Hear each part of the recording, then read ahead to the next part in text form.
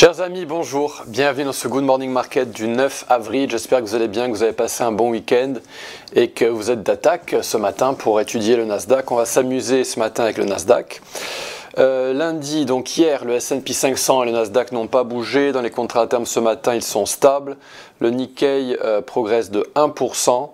Donc voilà, marché assez calme avant ce jour. Ça devrait être plus animé aujourd'hui et surtout demain, parce que demain, on aura l'inflation américaine. On a un marché qui est résilient, hein, je vous le dis depuis très longtemps, et qui a trois moteurs: la baisse des taux directeurs à venir côté Fed, la tech et l'intelligence artificielle évidemment, et les liquidités injectées pendant la pandémie. On en parle un petit peu moins, mais c'est ça qui dirige les marchés, notamment par les algos que l'on étudie tous les matins. Au niveau de l'environnement de trading, le VIX est pris dans un triangle ascendant. Alors attention, s'il perce vers le haut, il pourrait s'orienter vers les 18,42. Si ça devait être le cas, on aurait une correction dans les indices et dans les actifs risqués. Si jamais ce triangle qui est ascendant vers le haut devait casser à la baisse, on s'orienterait vers des supports, notamment 12, 11 et 9,7. Et là, je parle du contrat à terme du VIX, que vous pouvez trouver sur Xstation sous le nom de VIX. Bitcoin est dans un triangle a priori, pour l'instant tout va bien. L'or se porte bien également, plus 0,32 ce matin. On a frôlé notre boîte verte qu'on avait dessinée le 4 avril et on a percé une cible très long terme à 2303, donc on est haussier dans l'or. Côté calendrier économique, nous avons un calendrier qui est très léger aujourd'hui. On a les stocks de brut ce soir à 22h40 heure française du côté de l'API. Mais le gros morceau, c'est demain en fait. On a l'IPC à 14h30 demain. J'aimerais vous montrer ce site. Donc on s'oriente vers une baisse des taux de la Fed, disons en juillet pour l'instant. Au 12 juin, seuls 51,3% des gérants sondés par le CME Group pensent à une baisse de taux. Donc voilà, ce sera peut-être pour juillet, voire carrément septembre. Des petits graphiques intéressants à vous montrer. Ceci représente les flux entrants dans les actions américaines en cumulé depuis mars 2022. On est aux alentours des 350 milliards de dollars. C'est absolument titanesque. Et si on compare ceci dans l'histoire, voilà où on en est. On a cette courbe en rouge qui représente pour 2024 donc quasiment 350 milliards. Là, on ne commence pas à partir de mars 2022. Mais voilà, on a cette courbe rouge qui est impressionnante et qui est la deuxième plus puissante de l'histoire après celle qui avait suivi la pandémie avec des injections de liquidités massives. Et à cette époque-là, on avait avoisiné les 400 milliards de dollars de flux entrants dans les actions.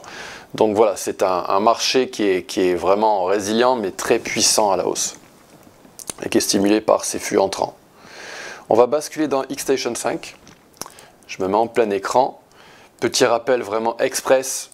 Un mouvement mesuré est un retracement en tendance haussière, un retracement qui est acheté par une institution financière ou un algo, vous l'appelez comme vous voulez.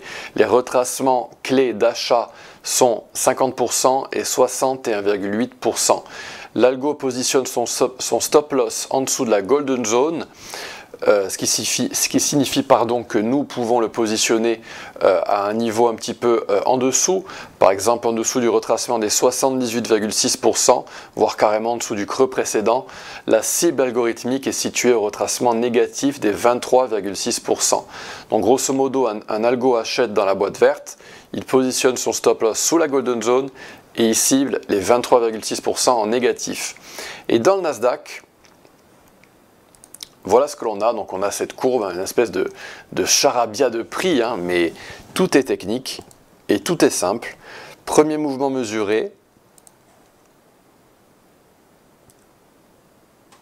Je l'ancre de ce plus bas jusqu'à ce plus haut. Je vais modifier mes retracements parce que du coup, j'ai le 78,6 que je vais supprimer. Je vais ajouter le 38,2. Et voilà ce qu'on a eu. Alors, il arrive dans les actifs, les instruments haussiers, que seul le retracement de 38% soit atteint.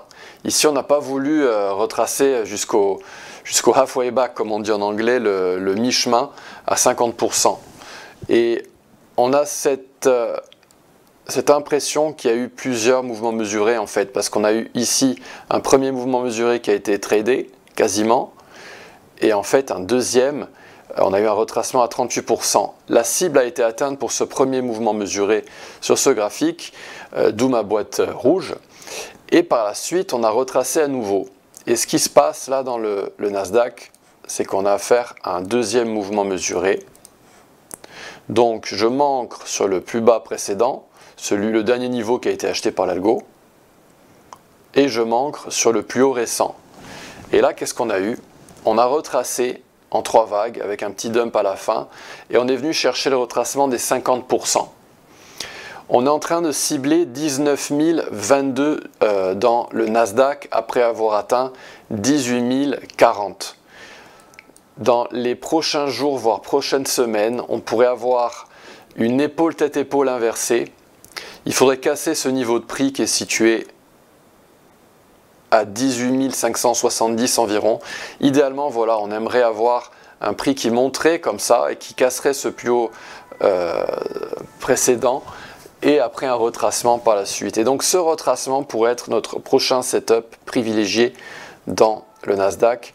Donc on pourrait avoir un retracement jusqu'au niveau des 50%, aux alentours des 18 350 dans le Nasdaq.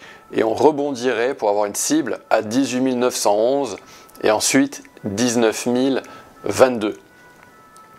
Donc voilà à quoi on peut s'attendre dans le Nasdaq.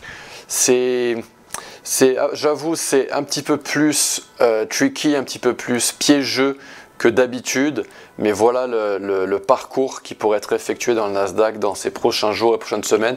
Demain, je vous le dis, hein, il y a l'inflation américaine, ça pourrait déclencher peut-être une petite correction à la baisse pour nous donner l'opportunité de long le Nasdaq. Voilà, chers amis, c'est ce que je pouvais vous dire ce matin pour les indices et notamment pour le Nasdaq. Si vous avez aimé cette vidéo, merci de la liker, merci de la partager avec les personnes qui en auraient besoin. Je vous donne rendez-vous demain matin pour une nouvelle vidéo du Good Morning Market. À très vite, au revoir.